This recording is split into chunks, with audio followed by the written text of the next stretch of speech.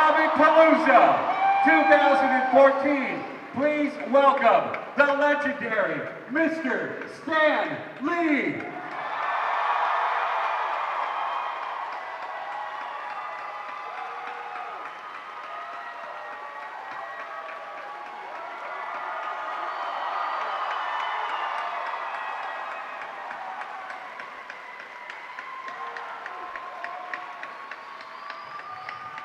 These are my people.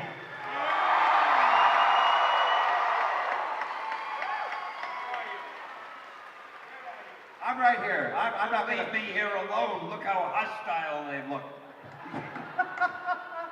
So, Stan, you and I interviewed you a couple of days ago on Fox 26, and I asked you a question.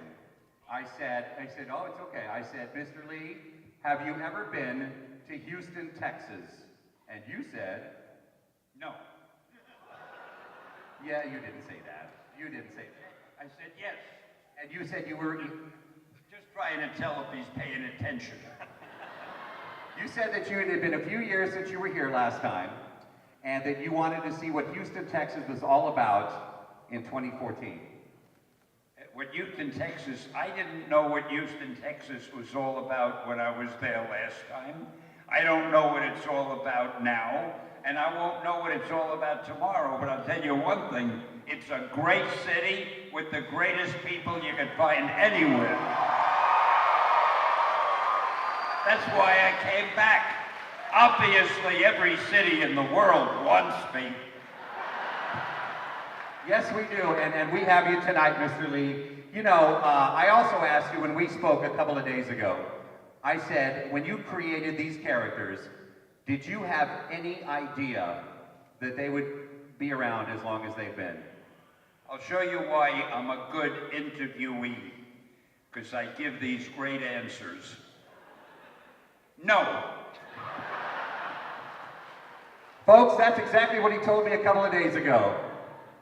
You know, I mean, this is absolutely the year of Marvel. Yes. I admire your taste and judgment.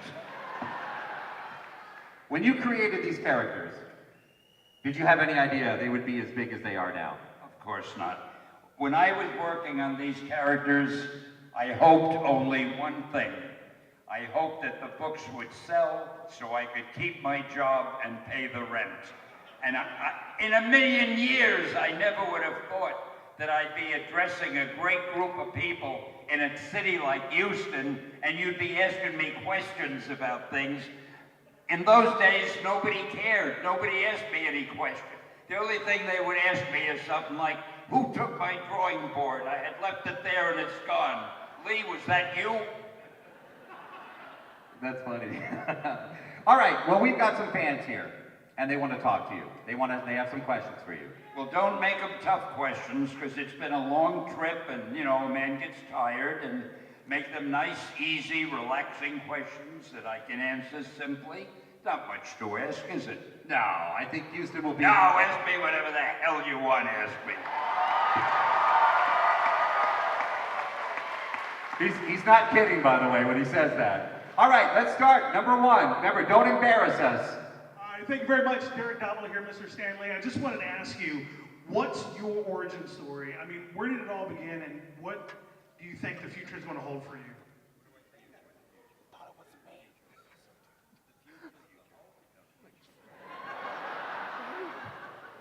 What does the future hold?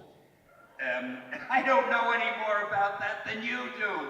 We're all guessing, but I'll tell you one thing. This is absolutely the decade of Marvel. Somehow or other, those movies that they've made and are making, including the new X-Men and the upcoming Guardians of the Galaxy. And they're working on the Black Panther, and they're working on Doctor Strange. And they're even working on Ant-Man. And they're gonna, of course, do more Iron Man and Captain America and Avengers and everything. Wow. That was a good first question, by the way. We're on a roll. I forgot what the question was. It was a great one, and you did awesome. Doesn't matter. That was great. All right, here we go. Hi, Stan. On behalf of every fanboy here, or fangirl as well, welcome to Houston. And I want to ask you, has it ever crossed your mind, ever in your entire life, a Hispanic superhero? Believe it or not, I am working on one now. I've already written the entire concept. We're going to be working on the script soon, and eventually we'll be casting for an actor. It is in the works, a Latino superhero. And it'll be great. And you know, my last name is Morales. I'm just kidding. Well, how would you look in tights? Not very good. It's not that funny. I like you. All right. Hi, Stan. As an educator, I'm always interested in what inspires people, and I'd like to know if there was somebody early on that inspired you. That's a tough one. I think I've probably been inspired or influenced by every writer that I've ever read. And I was a big reader when I was a kid. From Mark Twain to Arthur Conan Doyle to everybody. Edgar Rice Burroughs. Who wrote The Raven? I forgot his name. I knew there were two Edgars there, Edgar Allan Poe. And sometime when we have time, I can recite the whole Raven for you by memory. That's how much I love that poem. And everything I read, everything inspired or impressed me, and I'm sure it does the same with you. The more you read, the more you see, everything makes an impression on your mind. And that's the way it is. There you go. Good question. Hi, Stan. I was just wondering how you feel about Marvel Comics today as related to the present day. How do you feel about Marvel Comics today? I like them. No, I feel it's great that they've achieved such prominence, and it's mostly because of the great movies they make. I mean, even forgetting that I had anything to do with the comics, I enjoy the movies just as movies. They're wonderful. They're exciting. They're colorful. They show you things you've never seen before. They're just great. They're just great. I agree. I think everybody else does as well. All right, who's next? Hi, Stan. Excluding Charles Xavier, why do you think most bad guys are bald? All the bad guys aren't bald, are they? I never noticed. I'm going to have to go home now and look through all our bad guys. I don't know, why don't you ask, how come most heroes are handsome and bad guys are sinister looking? I think the next story I write, I'm going to get a bad guy who looks like Brad Pitt, and I'm going to get a hero who looks like Boris Karloff. We'll see what happens. That's good. I shouldn't have said Brad Pitt, I should have said me.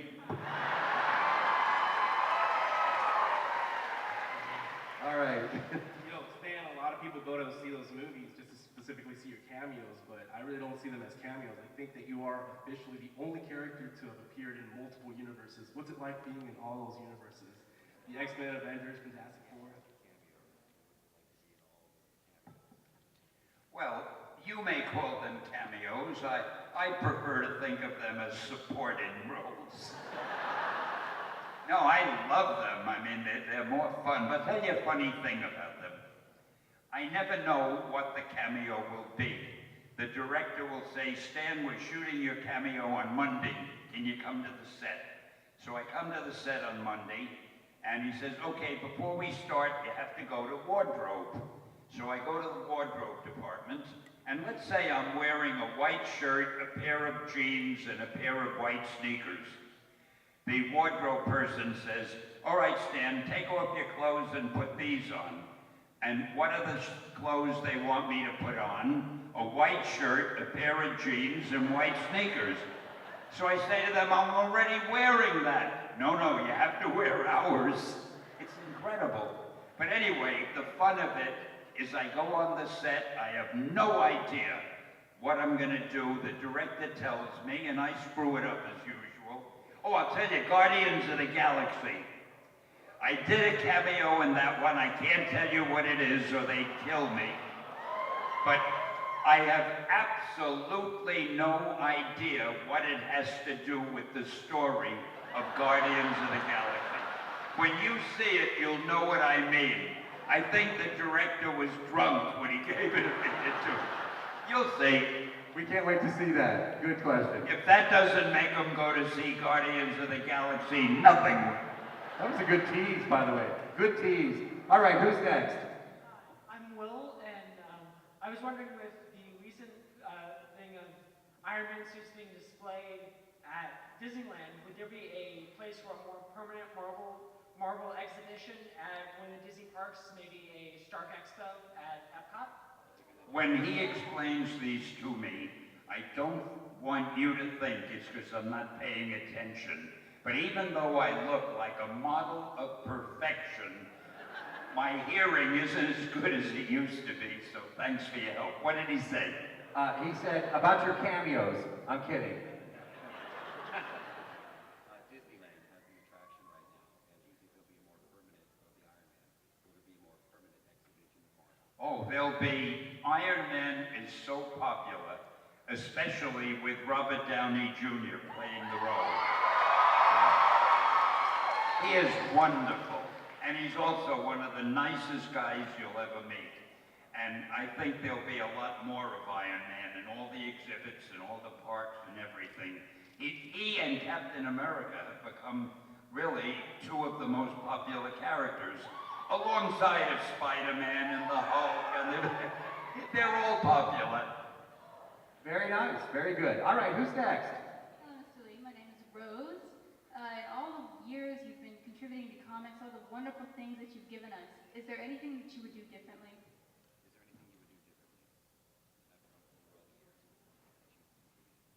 No, I really can't think of anything.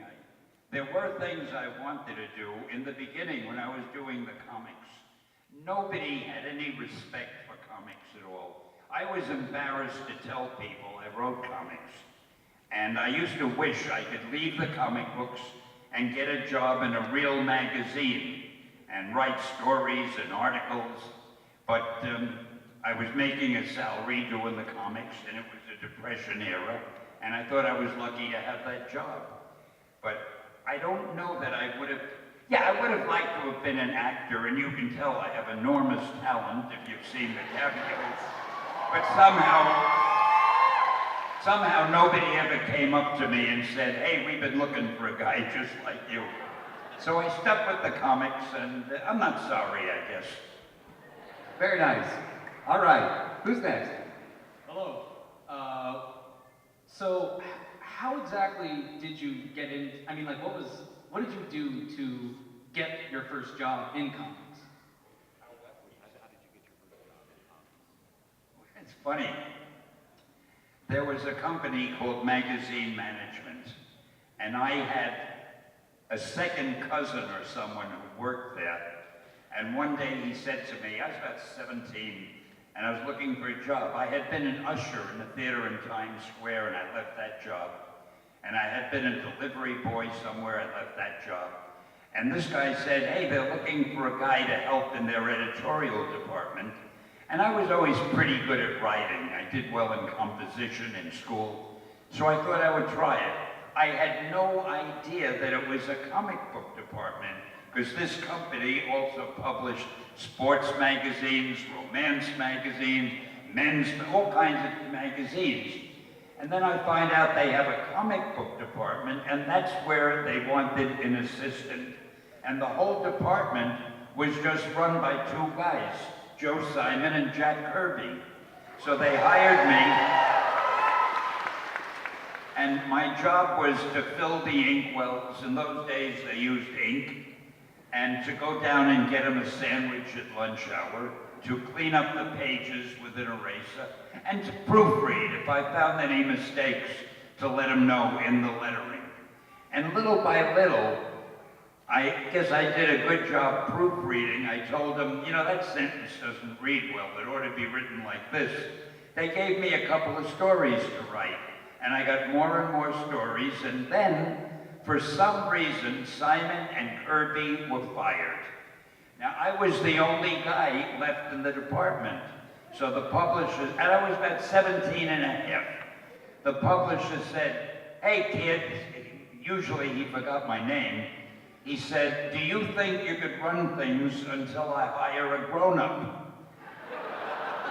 Well, when you're 17 and a half, what do you know? I said, sure, I can run things. And I think he forgot all about me because I stayed there ever since. I became the head writer, which wasn't hard because there were no other writers.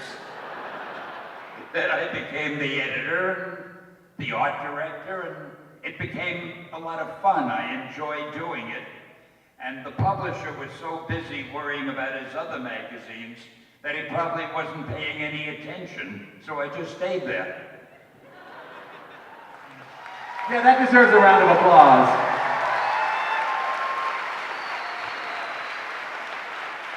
All right, another question. I think we're ready.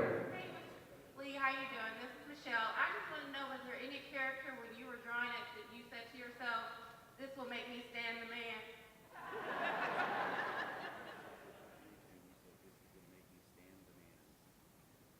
Maybe Spider-Man.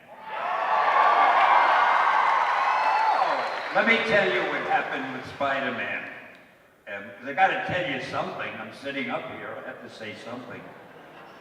When I got the idea, I had done the Fantastic Four and I think the Hulk or the X-Men. I can't remember the order. But at one point, my publisher said to me, hey, Stan, why don't you dream up another superhero? Because they're selling pretty well. Well, when he said that, it meant dream up another one or you're fired. So I went home and I started thinking, and I saw a fly on the wall. And you know, one of the big things with superheroes is figuring out what superpower do you give them. And I already had a guy who could burst into flame and fly. There was the Hulk who was strong and so forth. I was thinking, what new superpower is there? And when I saw the fly on the wall, I thought, wow, what if I had a hero who could stick to walls and ceilings like an insect? Well, then I needed a name. So I thought, Insect Man? Nah. Mosquito Man? Nah. And I went down the list, and then I got to Spider-Man. And it just sounded dramatic. Spider-Man. Then I thought I would make him a teenager, to make him different, because there were no teenage superheroes. And then I thought to make him even more different, I'd give him a lot of personal problems, because I didn't know of any superhero who had personal problems. So I went running into the publisher. I was so excited, and I told him my idea. And he said to me, and you may make notes if you wish, he said to me, Stan, that is the dumbest idea I have ever heard. He said, first of all, and this is why you shouldn't always listen to the experts. He said, first of all, people hate spiders, so you can't call a hero Spider-Man.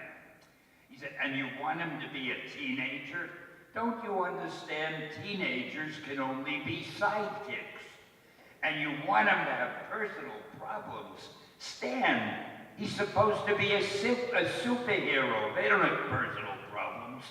So I left the office with my head between my legs. I was beaten. But then we had a magazine we were going to drop called Amazing Fantasy. Now, when you're going to drop a magazine, nobody cares what you put in the last issue, because you're dropping it anyway. So just to get it out of my system, I put Spider-Man in that issue, and I featured him on the cover. Well, a month later, the sales figures came in, and my publisher came running into my office. It was a little cubicle, like a closet. Came running into my office, and he said, Stan, do you remember that Spider-Man character you made up that both of us liked so much? He said, let's do it as a series. And that's how Spider-Man was born.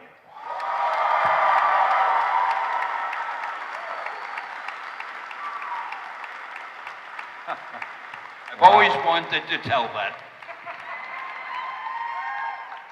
Wow, how do you follow that? Although Mosquito Man probably would have worked in Texas. All right, who's next? Hi, my name is Ben. This is kind of a follow back to the last question. I loved that lowly, nerdy, picked on character like Peter Parker was chosen to be given the powers of Spider and be one of the greatest, I think, heroes of the Marvel Universe. Right, yeah. And my question is, though, why did you pick a character like Peter Parker to be that? You said you wanted him to have those qualities. Why? Why did you pick Peter? How are you going to put that in a few words?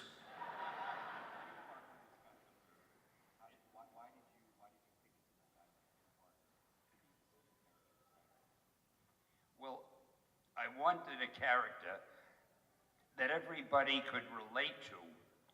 And most of the people that I know, especially teenagers and young people, have a lot of personal problems. Things aren't always great with them.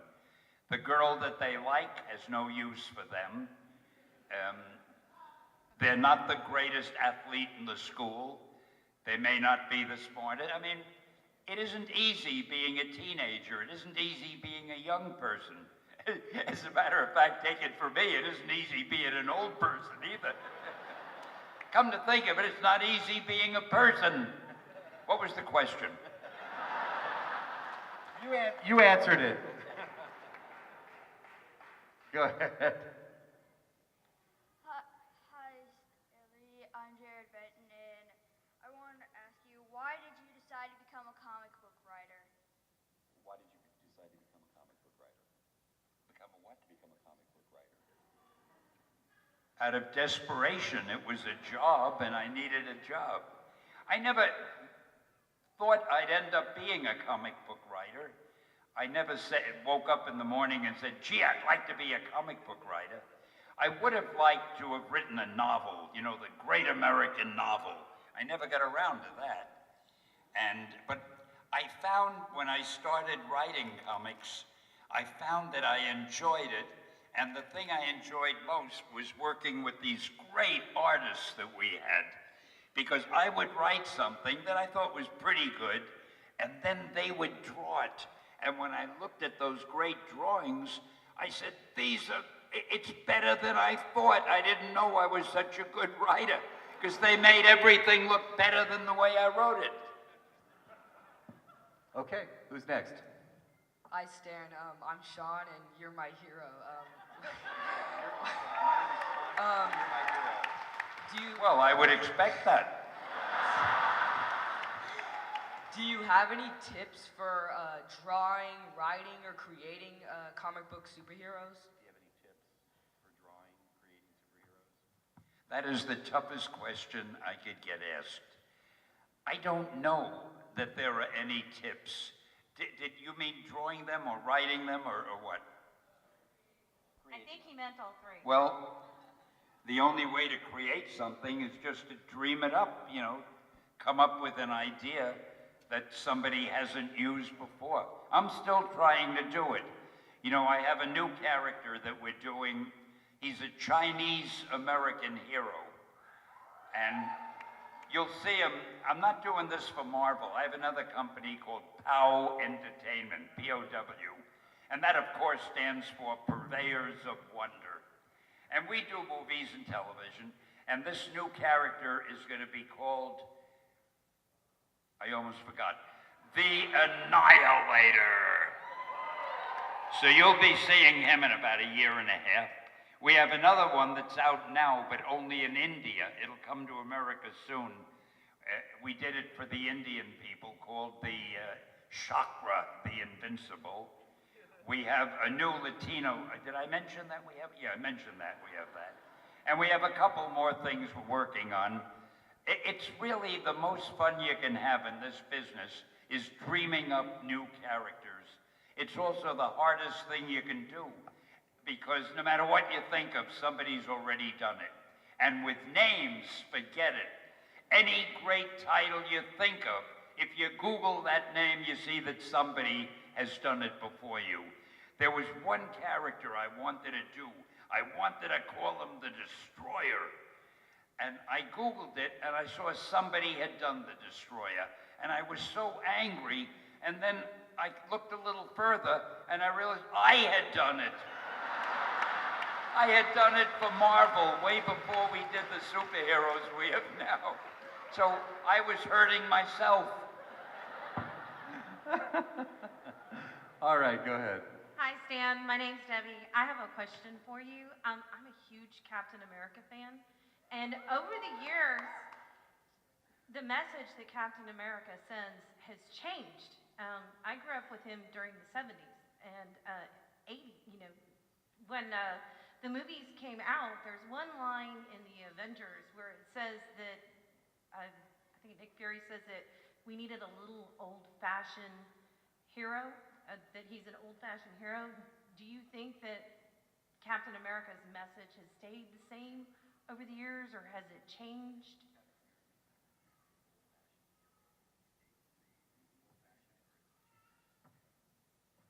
Well, Captain America is one of the characters I did not create. He was created by Joe Simon and Jack Kirby, and he's a brilliant character.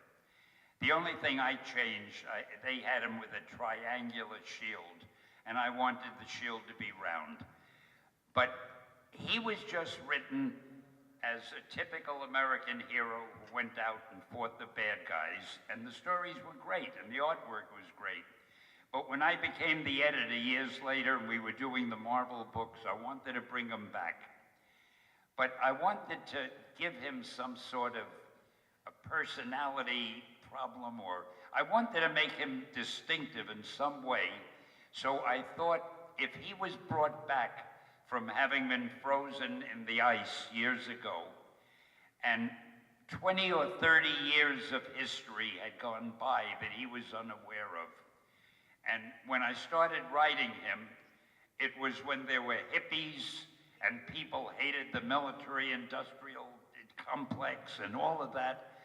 And he didn't understand that sort of thing, because he grew up in a time when everybody was just patriotic and nobody rebelled or protested.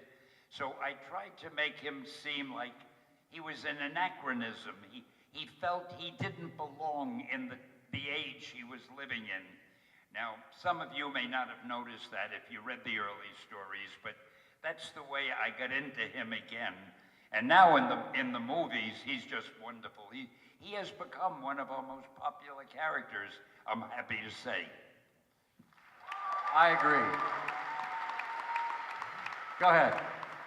Hi, Mr. Lee. My name is Carlos Andrade. I wanted to know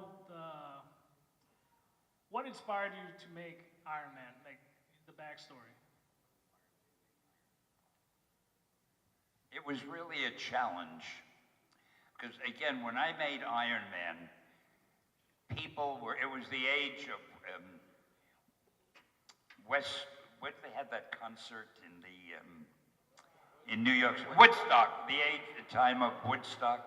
And again, hippies and people who were against the establishment and against war and munitions. So I just took the challenge. I said, I'm gonna get a hero who makes munitions, who's a billionaire, and all the things that the kids today don't like, and I'm gonna make them like them. And it was fun. And to make him vulnerable, I gave him a bad heart that he always has to worry about. And it was just, I wanted to get a different kind of character. And I am so glad that he has become so popular now. And of course, I didn't have all the changes of costume, of armor, that the movies have given him. In fact, it was very funny. If you look at the old Iron Man books, you'll notice every few issues, his armor looks different. I was never satisfied with the way the artist drew the armor. I always wanted it to look like it looks in the movies, but nobody could spend that much time doing all that little detail. And I love the way it looks now, and I hope you do too.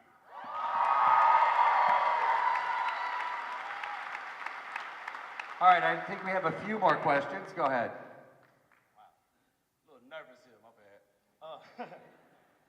I know you are World War II veteran, and you know you did a couple of playwritings for the Army. I also read that you did some stuff with Dr. Seuss. How was your time in the military? I want to know that. Did he work with Dr. Seuss? Yeah, that too, in the military. Yes, I was in a group for a while that did training films for the troops. One of the most serious problems the Army had, they couldn't train the troops fast enough. It was my job to take the training manuals and write them simply so people could understand them. And I also did training films. And Dr. Seuss was working there at the same time. And William Saroyan was there, and Frank Capra was there. He was a very famous director years ago. And I was the only non-entity, but I did most of the work, because all the other guys were busy telling each other how great they were. And I was the nobody sitting in the corner writing all the stuff. But yeah, Dr. Seuss was there. I didn't know that. What a great question. Fascinating. All right, who's next? Hello, Mr. Lee. So it's funny that you said you wanted to be in the movie industry. I always wondered, what if you had gone in the movie industry rather than the comic book industry? What movie would you have written or been in or been involved with? What would have been your dream movie? If you didn't go into comics and you went into movies, what would you have done in the movies? Like if you'd been an actor? Oh, I'd have won an Oscar. There you go. No doubt about it. I don't know. I would have hoped I could have gotten some roles. I would have liked to play comedy. I would have liked to have been, if any of you remember Errol Flynn, he was my hero when I was a kid. But I never had the chance. I just have my cameos. I'm sorry. I just have my supporting roles now. Go ahead. Hi, Stan. I'm a huge fan of Spider-Man, and especially all of the varied villains that he has. Who was the hardest villain for Spider-Man for you to write?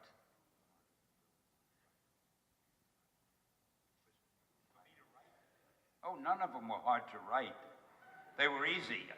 Nothing was hard to write. The hardest thing in doing comics, or I think even in doing any form of writing, if you're a writer, the hardest thing is getting the idea of what you want to do.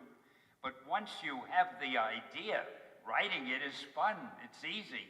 If you're a writer, you know how to write, but you've got to know what you want to write, and that's what's hard. For example, the Green Goblin. It took me quite a while to dream up the idea of a Green Goblin and who the Green Goblin would be. But once I knew that, it was fun to write it. It wasn't difficult. Okay. Very nice. Who's next? How's it going, Mr. Stanley? First and foremost, it's an honor and a privilege. Marcus here, resident Black Punisher, everybody. Shout out to my team that got me up here. It's an honor for me to be here, let me tell you. I've never had a better time. You people are wonderful. Yes, sir, indeed. Actually, I do have a simple and quick question. I wanted to know if you do me the honor of helping me cross something off my bucket list and allowing me to shake the hand of greatness. Well, I don't know. You let one guy shake your hand, and the next thing you know. Of course. Come on up here. Thank you, sir.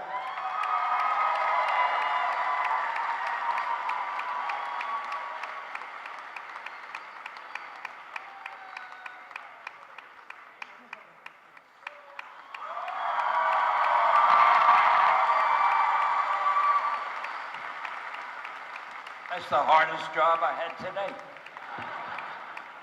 He didn't even let me shake his hand, so there you go. No, that's cool. That's great. I'm kidding. I did. Go ahead. Hello, Mr. Stanley. Much respect. You are my hero. I wanted to say, I want to ask you, out of all the Marvel characters, what is your personal favorite, and why would that be your favorite? Well, that's a tough one. I really love them all, but if I have to pick a favorite, I would have to say Spider-Man. And then Spider-Man stood up, I see. Okay. Who's next? Hi, Stan. Okay, so my question's similar to his, but if you had to choose any superhero or villain to dress up as to the Comicpalooza, who would it be and why?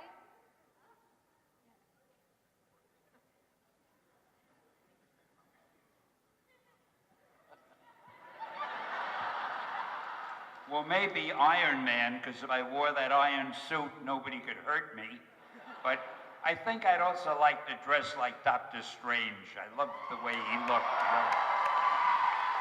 By the hoary hosts of Hoggoth, I would want to look like him. Go ahead. Speaking of Spidey. Hello, Stan. I would just like to say, as one of your creations, thank you for my life. And the lives. Just send me money.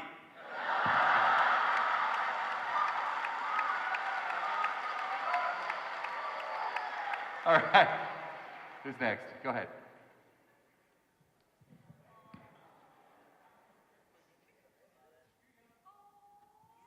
Oh, he's gonna.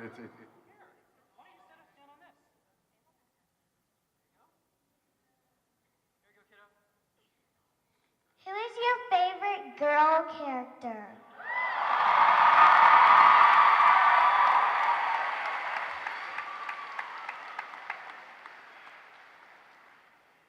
Well, the one that I really liked when I created her, because nobody expected a character like that, was the She-Hulk.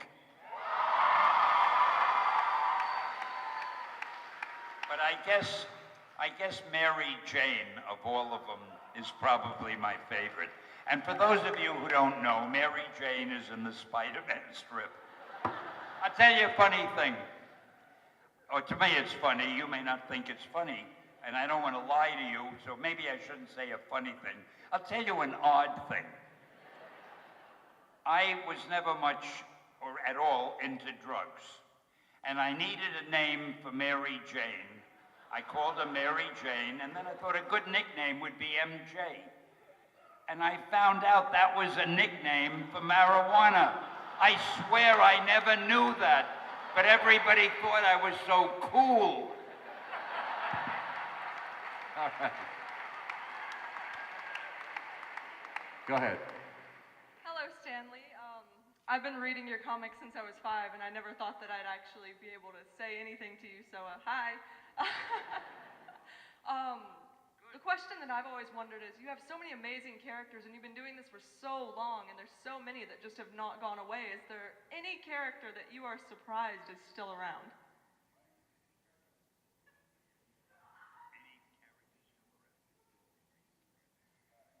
I'm surprised that they're all still around.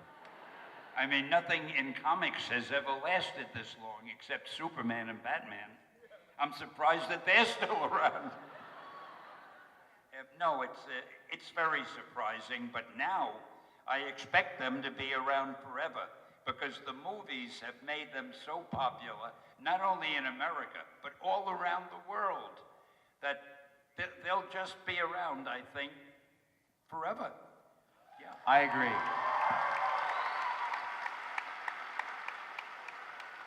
I think we're down to the last two questions, right? Awesome. Go ahead. So, you said earlier that you used to be embarrassed to say that you were a comic book writer, and most of us here aren't comic book writers, but I think at some point in our life we can kind of shy about reading comics or whatever. So, my question is, at what point did you stop being embarrassed about being a comic writer and be, yeah, I am Stan the Man. I work with Jack Kirby, and we're awesome. And what made that change? What prompted that change? He put it in one phrase.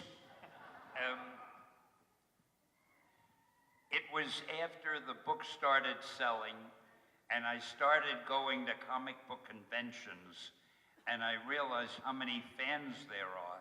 And then later I realized how many fans there are of all ages.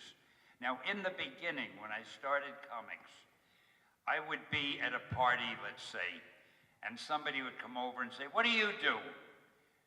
And I knew what was coming, so I wouldn't say I write comics. I'd say, "Oh, I'm a writer," and I'd walk away. He'd follow me. "What do you write?" And I'd say, "Oh, magazine stuff," and I'd walk further.